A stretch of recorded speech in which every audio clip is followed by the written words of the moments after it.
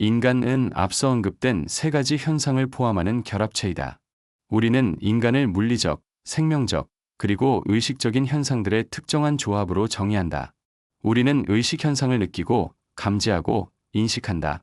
생명 현상과 물리적 현상은 관찰하며 경험을 바탕으로 결론을 내린다.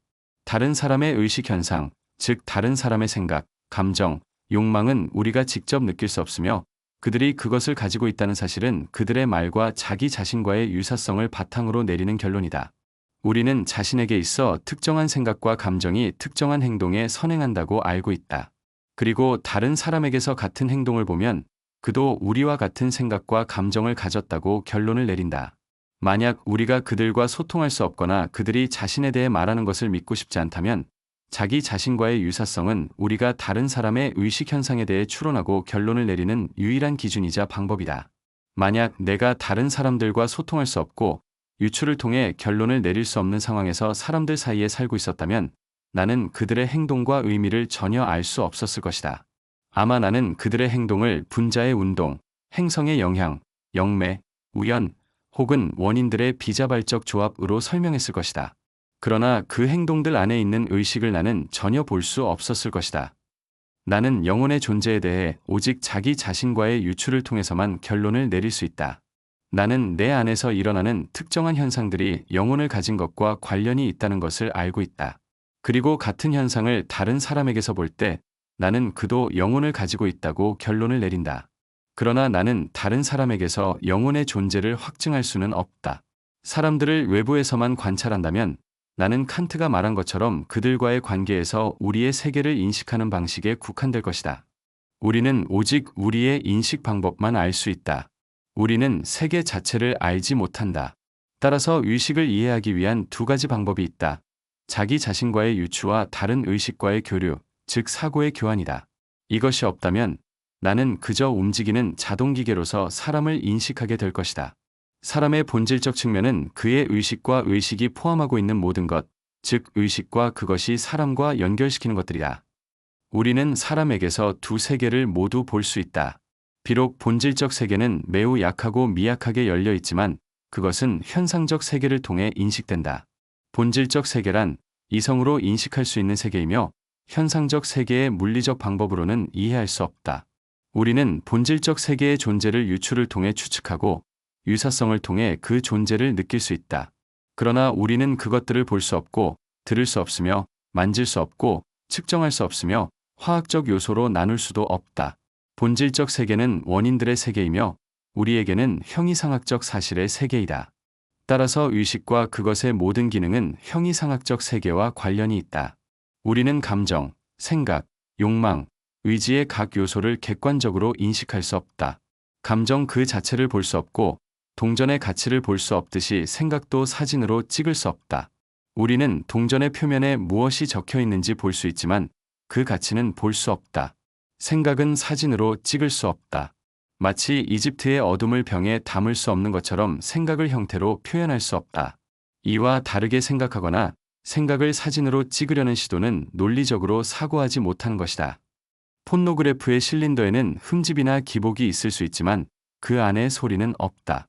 폰노그래프 실린더에 귀를 대고 소리를 들으려는 사람은 아무것도 들을 수 없다. 인간은 두 가지 세계를 포함하고 있어 이 두 세계가 자연에서 어떻게 서로 관계를 맺는지 이해할 수 있는 기회를 준다. 우리는 이전에 본질적 세계가 다른 영역에서의 기능과 의미에 있다고 결론을 내렸다. 그 후 동일한 물체가 여러 다른 관점에서 무한히 다양한 의미를 가질 수 있다는 결론을 내렸다.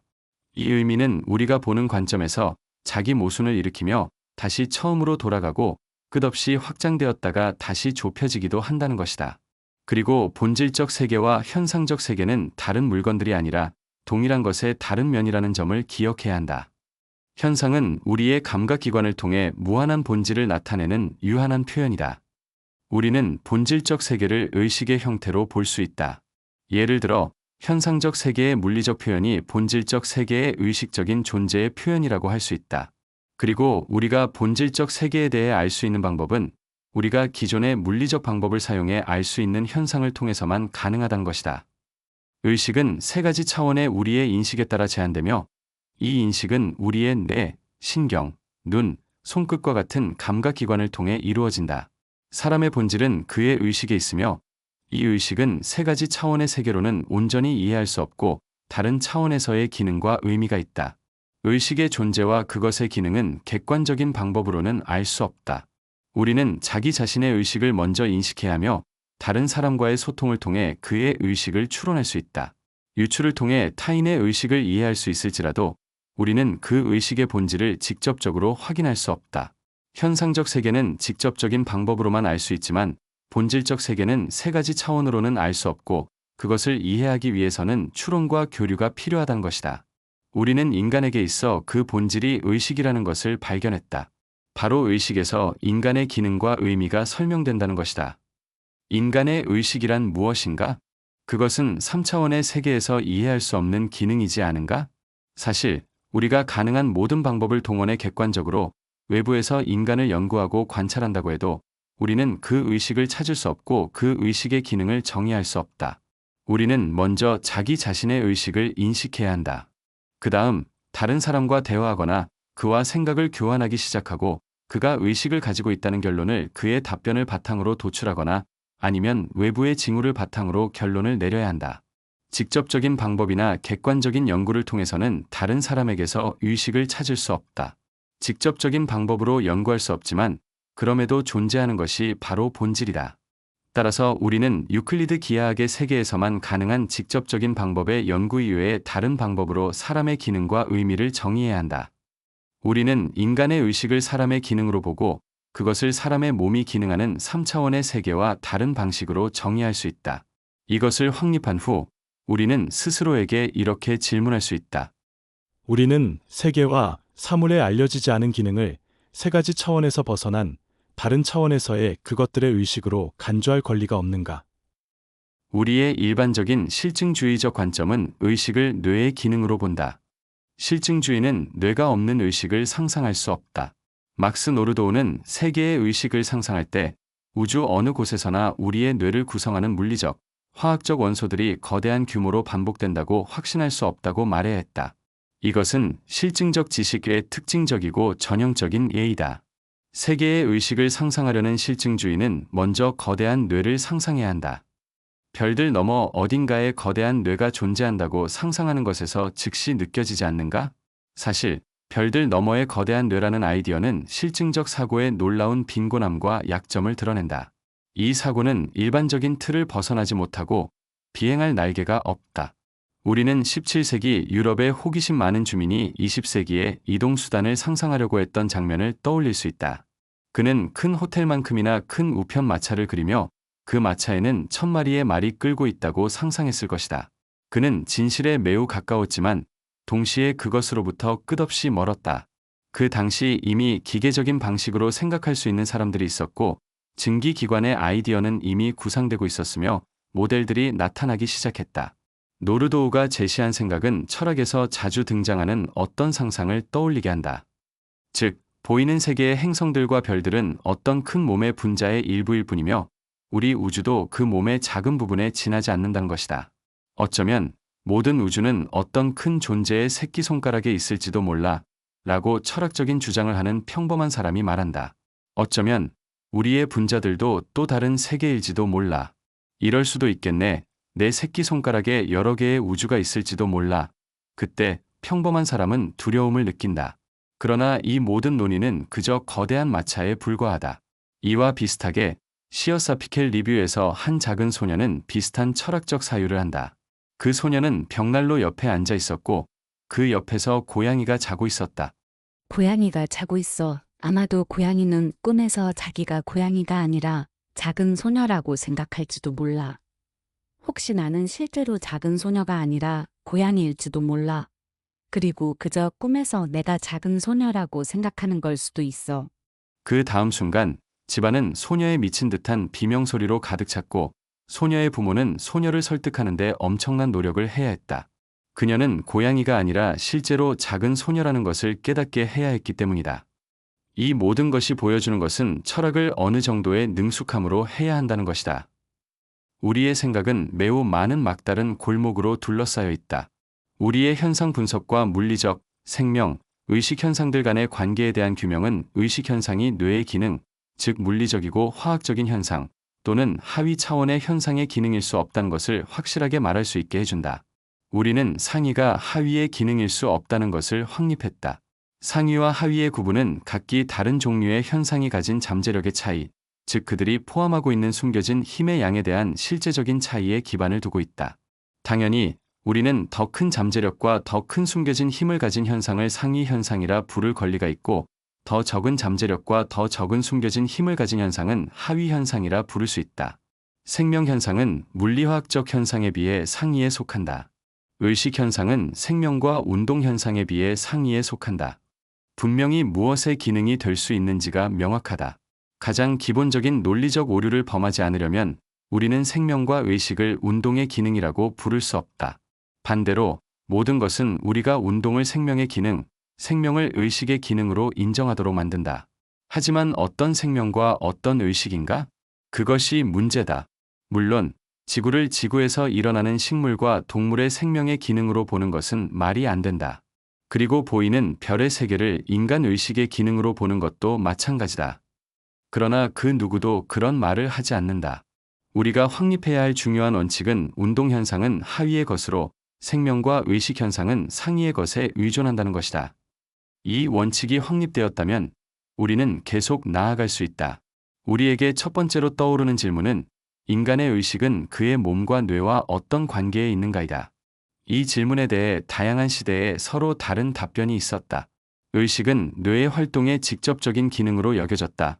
이것은 뇌 없이 의식이 존재할 가능성을 부정한 것이다. 그 후 의식의 활동과 뇌의 활동 간의 평행성을 설정하려고 했다. 그러나 이 평행성의 특성은 항상 매우 불투명했다. 맞다. 뇌는 분명히 의식과 평행하게 작용하는 것처럼 보인다. 뇌의 활동이 멈추거나 장애가 생기면 의식의 활동도 멈추거나 장애가 발생하는 것처럼 보인다. 하지만 뇌의 활동은 단지 운동, 즉 객관적인 무언가이고 의식의 활동은 객관적으로 정의되지 않으며 주관적이고 동시에 모든 객관적인 것보다 더 강력하다. 이 모든 것을 어떻게 연결할 것인가? 뇌와 의식의 활동을 우리가 처음에 받아들인 세계와 의식이라는 두 가지 데이터의 관점에서 살펴보자. 의식의 관점에서 뇌를 본다면 뇌는 세계의 일부가 된다. 즉, 의식 밖에 놓인 외부 세계의 일부가 된다. 따라서 의식과 뇌는 서로 다른 것이다. 그러나 경험과 관찰에 따르면 의식은 오직 뇌를 통해서만 작용할 수 있다고 한다.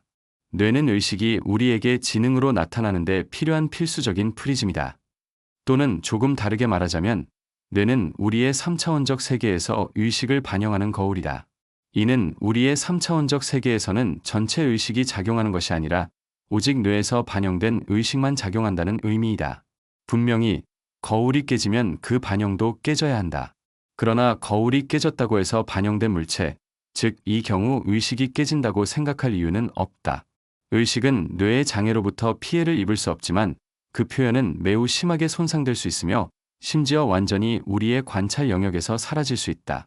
따라서 뇌의 활동 장애가 의식의 능력을 약화시키거나 왜곡시키거나 더 나아가 우리의 영역에서 완전히 사라지게 만든다는 것은 이해할 수 있다. 3차원적인 몸과 4차원적인 몸을 비교하는 아이디어는 뇌를 통해 의식의 모든 활동이 지나가는 것이 아니라 그 일부만 지나간다고 주장할 수 있는 근거를 제공한다. 뇌는 명백히 3차원적인 몸, 즉 비현실적인 것이다. 의식은 차원이 없거나 다차원적인 무엇으로 적어도 현실적인 것이다. 현실적인 것이 비현실적인 것의 파괴로 사라질 수는 없다. 각각의 인간의 정신적 존재는 마이어스가 말한 대로 우리의 생각보다 더 광범위하다.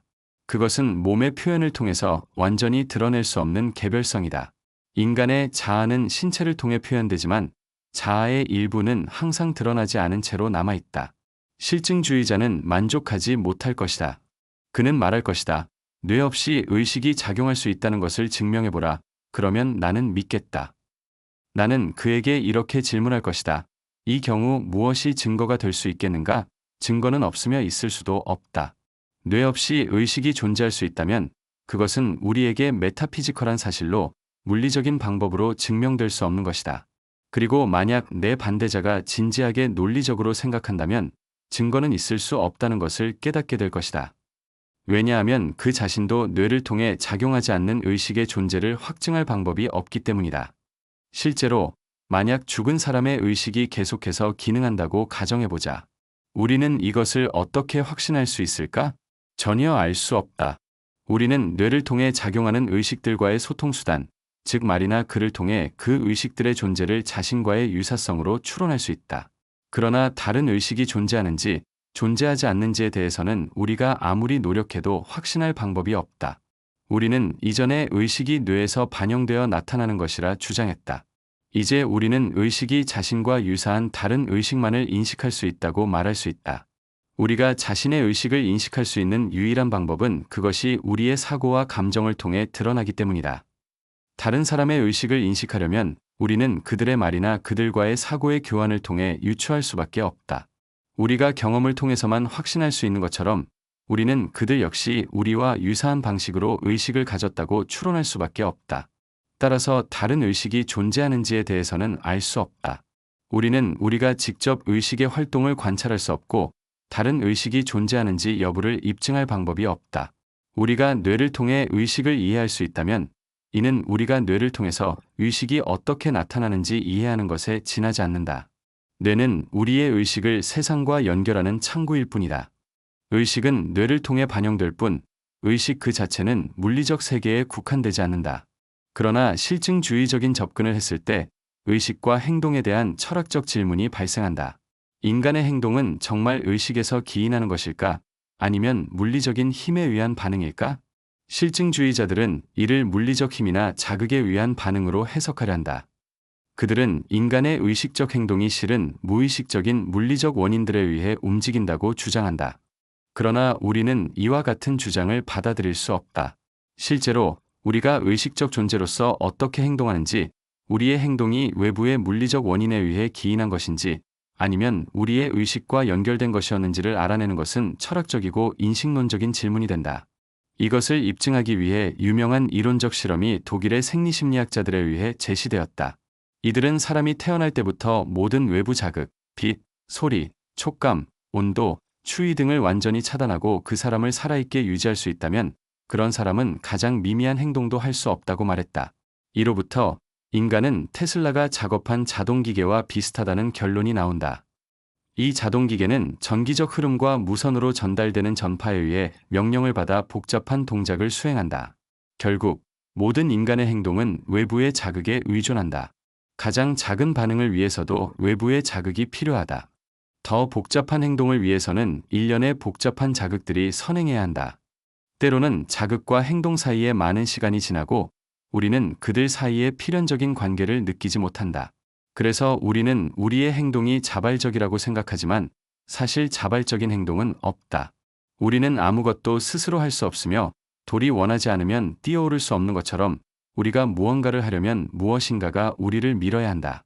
우리가 무언가에 의해 밀려야만 우리는 그만큼의 힘을 발휘하며 그 이상은 나오지 않는다.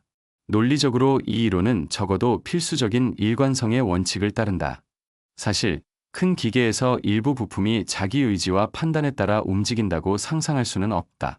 기계의 모든 부품은 그들의 기능을 인식하고 그에 따라 움직이거나 아니면 모두 하나의 엔진에 의해 구동되어야 한다. 실증주의의 큰 공헌은 바로 일관성의 원칙을 확립했다는 점이다. 이제 우리는 일관성이 무엇인지 정의해야 한다.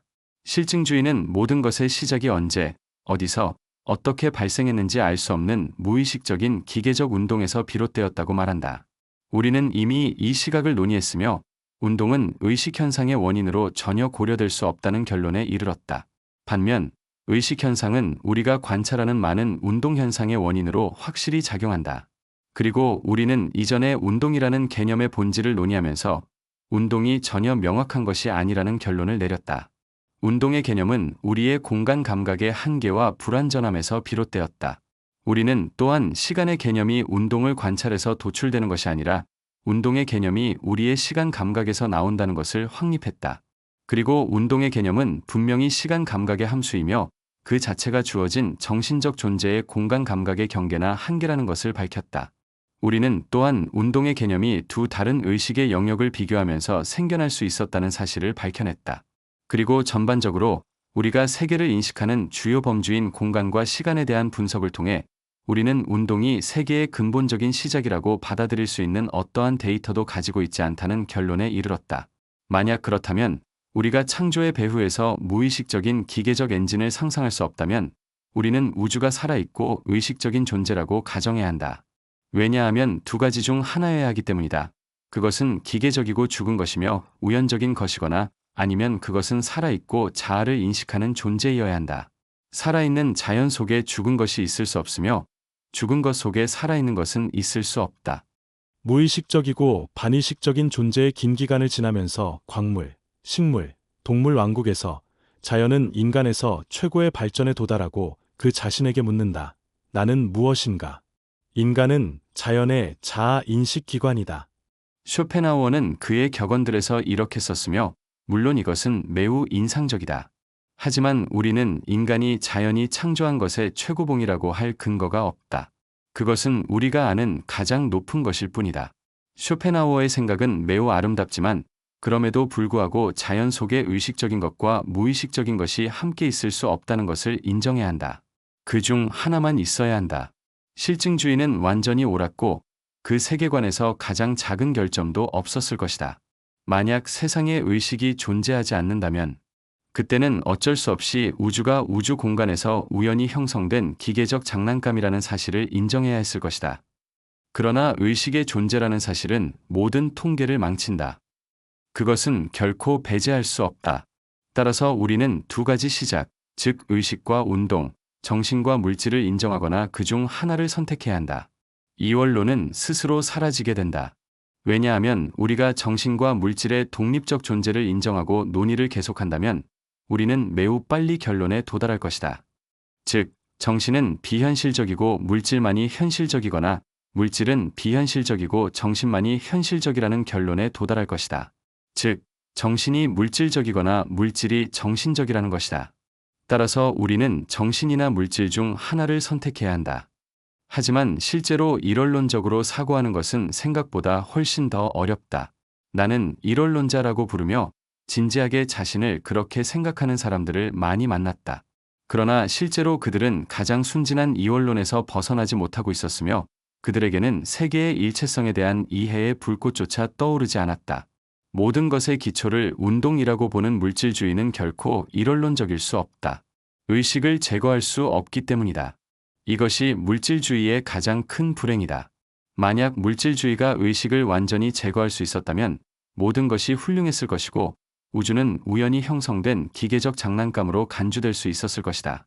그러나 불행히도 물질주의는 의식을 부인할 수 없고 그것을 제거할 수 없다. 물질주의는 의식을 가능한 한 낮추려고만 할 수 있으며 그것을 현실의 반영으로 부르며 현실의 본질은 운동에 있다고 말할 뿐이다. 그렇다면 반영이 현실보다 무한히 더 큰 잠재력을 가질 수 있다는 사실을 어떻게 설명할 수 있을까? 이것은 어떻게 가능한가? 현실이 무엇에 반영되거나 무엇에서 굴절되어 반영된 형태로 현실보다 무한히 더 큰 잠재력을 가질 수 있는가? 일관된 물질주의 일원론자는 현실이 스스로 반영된다고만 말할 수 있다. 즉, 하나의 운동이 다른 운동에서 반영된다고 말할 것이다. 그렇게 가정해보자. 그러나 여기서 의식은 어디에 있는가? 의식은 운동과는 다른 것이다. 우리가 의식을 아무리 운동이라고 부른다고 해도 우리는 여전히 그것이 두 가지 다른 것, 우리의 인식에서 다른 세계에 속한 서로 비교할 수 없는 것들임을 알게 된다. 특히 의식은 운동 없이 존재할 수 있지만 운동은 의식 없이 존재할 수 없다. 왜냐하면 운동의 필수 조건인 시간이 의식에서 나오기 때문이다.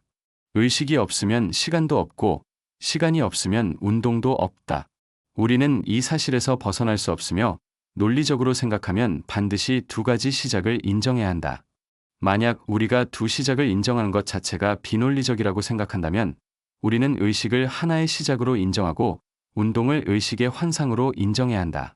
그렇다면 이것은 무엇을 의미하는가? 그것은 일원론적 물질주의는 존재할 수 없다는 것을 의미한다. 물질주의는 반드시 이원론적이어야 한다. 즉, 운동과 의식이라는 두 가지 시작을 인정해야 한다. 그가 하나의 시작을 인정하면 그는 이상주의가 된다. 하지만 이상주의적으로 사고하기 위해서는 이상주의가 이원론적이지 않아야 한다. 왜냐하면 단일론적 물질주의가 불가능한 것처럼 이원론적 이상주의도 똑같이 불가능하다. 순수하고 엄격한 단일론적 이상주의에 도달하려면 우리 개념의 모든 것을 깊이 있고 근본적으로 재구성해야 한다.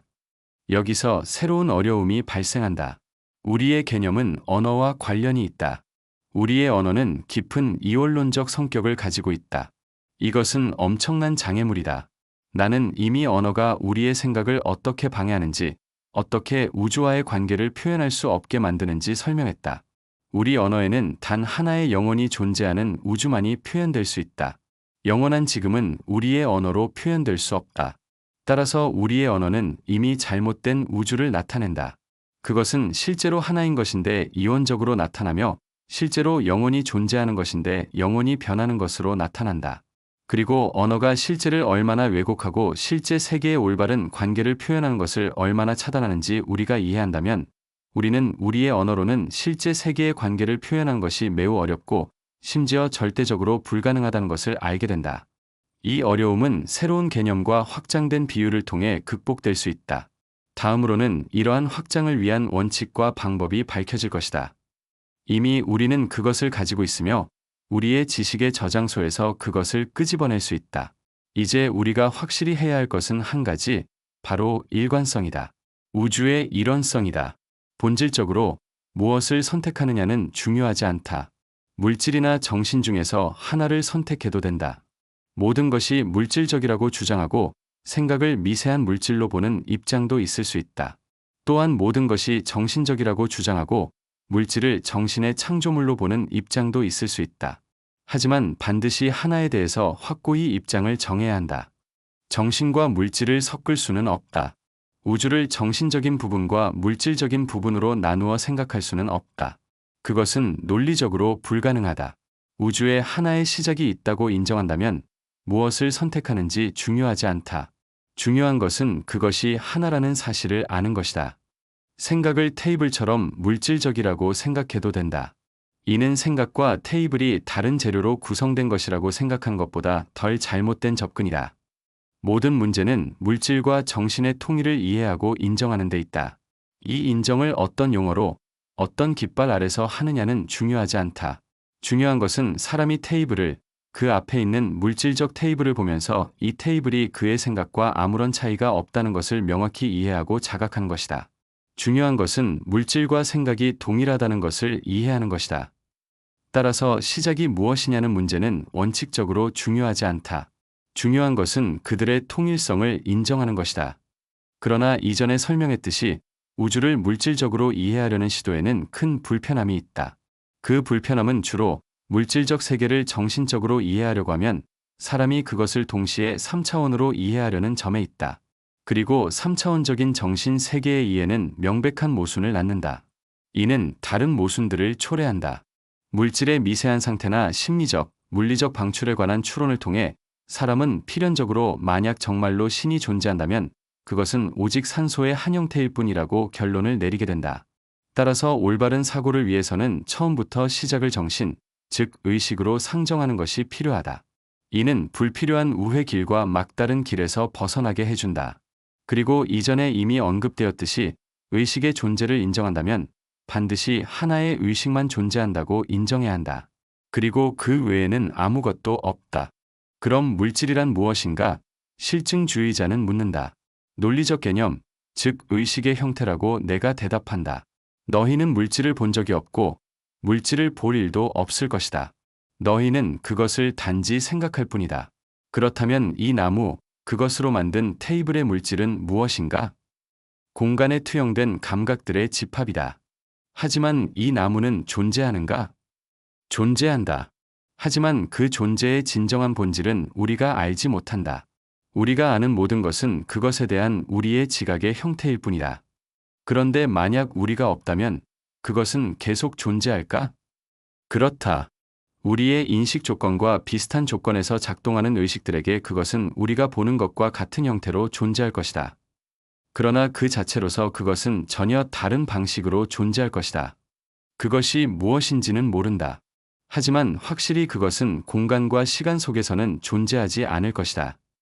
아마도 시간과 장소가 다른 여러 세기와 다른 지역의 동일한 나무들이 하나의 덩어리, 하나의 몸체, 아마도 하나의 존재를 이룰 것이다. 분명히 말할 수 있는 것은 이 테이블을 만들기 위해 사용된 그 물질은 우리의 지각에 의해 그러한 존재 방식을 갖는다는 것이다. 우리는 말과 유추를 제외하고는 직접적인 방법으로 다른 사람의 의식의 존재를 알 수 없다고 이미 결론지었다.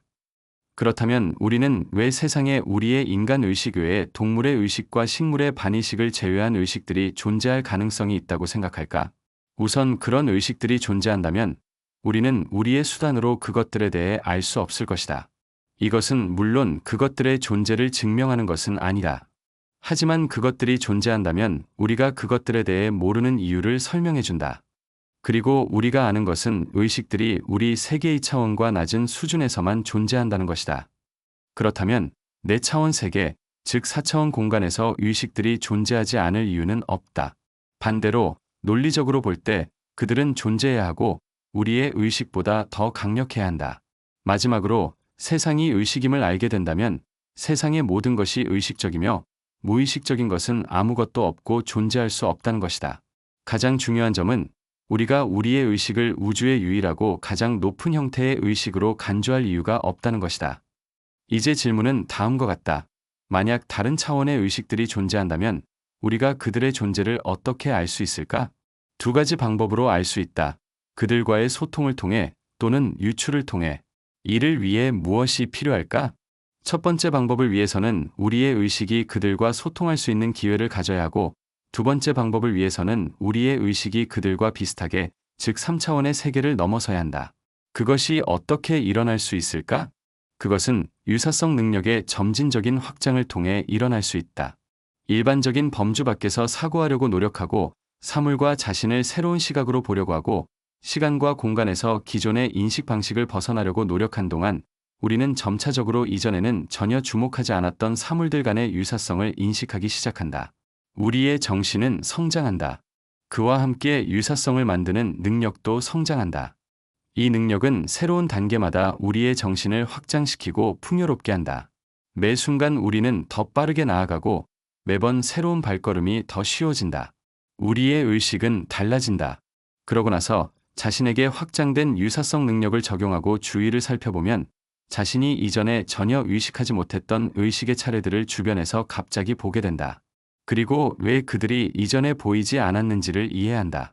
그것들은 다른 평면에 존재하고 그 평면은 이전에 의식이 존재하던 평면이 아니다. 따라서 새로운 유사성을 만드는 능력만이 우리의 의식을 다른 존재의 평면으로 이끌어간다. 사람의 의식은 노우매널 세계로 침투하기 시작한다. 이로써 사람의 세계 현상에 대한 시각이 변화하기 시작한다. 현상들은 그의 눈에 갑자기 전혀 다른 방식으로 분류되기 시작한다.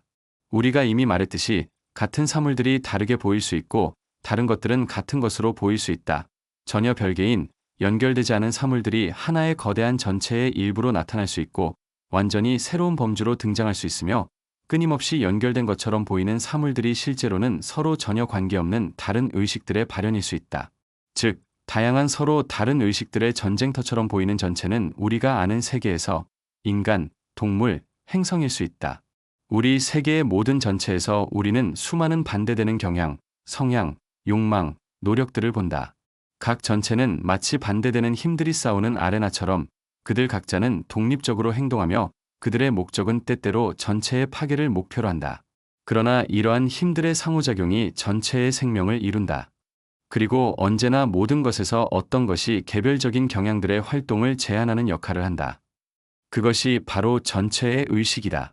우리는 이러한 의식의 존재를 자신과의 유사성이나 그것과의 교류를 통해 혹은 사고의 교환을 통해 알 수 없다. 그러나 우리는 새로운 길을 찾을 수 있다. 우리는 특정한, 완전히 정의된 기능을 본다. 이 기능 뒤에는 어떤 별개의 것이 있다고 가정된다. 특정한 기능을 가진 별개의 것은 의식 없이는 불가능하다. 만약 전체가 의식을 가지고 있다면 개별적인 경향이나 힘들도 의식을 가져야 한다. 몸이나 유기체는 이러한 의식들의 선이 교차하는 지점, 만남의 장소, 어쩌면 전쟁의 터전이다. 나라는 것은 사실, 매 순간 다른 감정이나 습관, 성향이 다른 것들을 제압하고 나와 동일시하는 전장이다. 나는 그 자체로 살아있는 존재지만 자신이 무엇으로 이루어져 있는지 잘 모르고 있으며 자신의 일부와 다른 일부를 계속해서 연결시키고 있다. 우리는 몸의 기관과 부분들, 사람의 생각과 감정 속에서 존재를 추정할 만한 근거가 있을까? 있다. 왜냐하면 우리는 아무것도 무의식적인 것이 존재하지 않는다고 알고 있으며 모든 개별적인 기능을 가진 무엇은 개별적인 의식을 가져야 한다는 것을 알고 있기 때문이다. 우리가 다차원의 세계에서 추측할 수 있는 모든 의식들은 서로 알지 못할 수도 있다. 즉, 우리가 그것들을 우리의 현상 세계에서 어떤 전체로 결합한다고 해도 그것들은 서로 알지 못할 수도 있으며 그것들은 우리의 현상 세계와 그 관계들을 알지 못할 수도 있다. 그러나 그들 자신은 스스로를 인식해야 하며 그들의 의식의 명확성을 우리는 정의할 수 없다. 그것은 우리의 의식보다 더 명확할 수도 있고 꿈처럼 더 흐릿할 수도 있다. 이러한 의식들 사이에는 끊임없는 사고의 교환이 있을 수 있으며 그것은 살아있는 몸에서 물질이 교환되는 것과 유사하다. 일부 감정은 공동으로 경험할 수 있고 일부 생각은 마치 모든 사람에게 동시에 발생한 것처럼 공통의 원인에 의해 일어날 수 있다. 이러한 내적인 교류의 선을 따라 의식들은 우리에게 완전히 이해할 수 없거나 부분적으로 추측할 수 있는 범주들로 나누어져야 한다. 각 의식의 본질은 자신과 가까운 기능과의 관계를 알며 자신과 비슷한 사물을 느끼고 자신과 그 사물에 대해 이야기할 수 있어야 한다는 것이다. 즉, 이 의식은 항상 그 앞에 자신과 가까운 관계들의 그림을 두고 있어야 하며 그것은 마치 그 그림을 끊임없이 검토하고 즉시 교류를 시작하여 다른 의식에게 전달하는 것 같다. 우리가 이 세계를 그러한 의식들로 구성된 세계로 상상한다면 우리는 그것들이 우리가 아는 어떤 것에도 맞지 않는 특별한 순서로 배열되어 있음을 인정해야 한다. 만약 우리가 이 의식들을 연결하는 선을 상상한다면 우리는 그 선이 우리가 아는 어떤 공간의 차원에도 속하지 않는다고 말해야 한다. 그것은 전혀 다른 방향으로 가며 이전의 모든 것의 수직인 방향, 즉 6번째 차원의 방향으로 간다. 그리고 만약 의식들 간의 내부적인 교류가 가능하다면 그것은 바로 이 선, 즉 6번째 차원에 따라 이루어져야 한다. 6번째 차원은 세상의 모든 의식들을 연결하여 그것들을 하나의 전체로 만든 선이다. 이 의식들이 우리의 세계 외의 다른 차원에서 존재하는지, 존재하지 않는지, 우리는 현재 우리가 가진 지각 조건 하에서는 그것들을 감지할 수 없다. 우리의 의식은 현상 세계와 자기 자신에 너무나도 몰두되어 있기 때문에 6차원으로 오는 인상들을 반영하지 않거나 아주 미약하게 반영되어 그것이 의식적으로 포착되지 않는다. 그리고 우리의 의식은 자신이 자신을 포함한 주변의 모든 노우맨과 비슷한 의식들과 전혀 다른 의식들, 세계의 모든 것과 세계의 의식과 계속해서 상호작용하고 있다는 것을 알지 못한다. 만약 6차원을 통해 오는 인상들이 매우 강하게 의식에 전달된다면 그것은 곧 외부의 현상 세계로 투사되며 현상 세계에서 그들의 원인을 찾으려고 할 것이다. 마치 2차원 존재가 자신의 평면에서 우리 세계에서 오는 인상의 원인을 찾으려는 것과 같다. 우리의 의식은 그 자체의 현상적 지각에 의해 제한되며 즉 그것은 자기 자신에 의해 둘러싸여 있다. 현상의 세계, 즉 자아의 지각 형태는 그것을 고리처럼, 벽처럼 둘러싸며 이 벽 외에는 우리의 의식이 아무것도 보지 못한다. 하지만 만약 이 벽을 넘어설 수 있다면 그것은 그것의 세계에서 매우 많은 새로운 것을 볼 수밖에 없다. 힌터는 이렇게 말한다. 우리가 우리의 지각 속에서 자아의 요소들을 분리할 수 있다면 우리가 외부 세계를 죽은 상태라고 여기는 것은 사물에 존재하는 것이 아니라 바로 그것들이 우리의 의식의 제한 때문에 우리 스스로가 부여한 것이라는 사실을 알게 될 것이다. 우리의 지식 속에서 자아의 요소들만이 우리가 기계적인 필연성, 즉 죽은 물질에 대해 말하도록 만든다. 이 제한이 떨어지면 우리는 세계의 정신을 볼 수 있으며 이는 마치 우리의 친구의 정신을 보는 것처럼, 즉 물질적 몸과 분리된 무언가를 볼 수 있다는 것이다. 현재 우리의 사고수단은 인간의 영혼을 보여줄 수 있을 만큼은 충분하다. 하지만 인간 이외의 존재들은 우리의 과학에 의해 무생물로 간주된다. 우리는 지각에서 자아의 요소들을 떼어내면 이것이 모두 변할 것임을 알 수 있다. 그리고 실제로 우리가 종종 생각하는 것처럼 우리가 노우매널 세계를 완전히 알지 못하는 것은 정말 절대적인 것인가? 칸트는 순수 이성 비판과 다른 저작에서 정신적 지각의 가능성을 부정했다. 그러나 영혼을 보는 자의 꿈에서는 그는 이 가능성을 인정했을 뿐만 아니라 오늘날 우리가 가진 최고의 정의 중 하나를 제시했다. 그는 명확히 이렇게 말한다. 나는 무형의 존재들이 존재한다고 인정하는 경향이 매우 강하다. 그리고 내 영혼은 이러한 존재들의 계열에 속한다고 믿는다. 이 무형의 존재들은 서로 직접적으로 연결되어 있으며 우리가 정신세계라고 부르는 하나의 위대한 전체를 형성한다. 각 인간은 두 세계의 존재이다. 언젠가는 인간의 영혼이 물질적인 존재와 분리되어 무형의 존재들과 소통하며 영향을 미치고 그로부터 많은 인상을 받는 것이 반드시 증명될 것이다. 인간의 영혼은 이 세상에서 두 세계에 동시에 연결되어 있다고 봐야 한다. 왜냐하면 그것은 물질적 세계만을 명확하게 인식하기 때문이다. 우리가 두 얼굴을 물리적으로 결합시켜 놓을 때까지. 따라서 우리는 하나의 주체를 가짐에도 불구하고 동시에 물리적이고 비물리적인 세계의 구성원으로서 두 얼굴을 가진다고 할 수 있다. 하나의 세계에 대한 지각은 그 특성상 다른 세계에 대한 지각을 동반하지 않으며 내가 정신으로서 생각하는 것은 인간으로서 인식할 수 없으며 그 반대도 마찬가지이다. 출생, 생명, 죽음은 모두 영혼의 상태에 불과하다. 그러므로 우리 몸만이 변하고 우리의 본질은 변하지 않으며 그것은 몸이 존재하지 않을 때에도 존재했어야 한다. 인간의 삶은 이중적이다. 그것은 두 가지 생명, 즉 동물적 생명과 정신적 생명으로 이루어져 있다. 첫 번째 생명은 인간의 생명이며 인간이 이 생명을 살기 위해서는 몸이 필요하다. 두 번째 생명은 정신의 생명이다. 그의 영혼은 몸에서 분리된 후 그 생명으로 살아야 한다. 1888년 북부 전령에 실린 칸트에 관한 글에서 볼린스키는 칸트가 그의 강의와 영혼을 보는 자의 꿈에서 유일하게 부정한 것은 정신적 현상에 대한 물리적 지각의 가능성이라고 말한다. 따라서 칸트는 단지 정신적 의식 세계의 존재 가능성을 인정한 것이 아니라 그와의 소통 가능성도 인정한 것이다. 헤겔은 자신의 철학을 진리를 직관적으로 알 수 있는 가능성, 즉 정신적 지각을 바탕으로 구축했다. 이제 두 세계에 관한 문제를 심리학적인 측면, 즉 인식론적인 측면에서 접근하면서 우리는 먼저 다음을 확립해야 한다.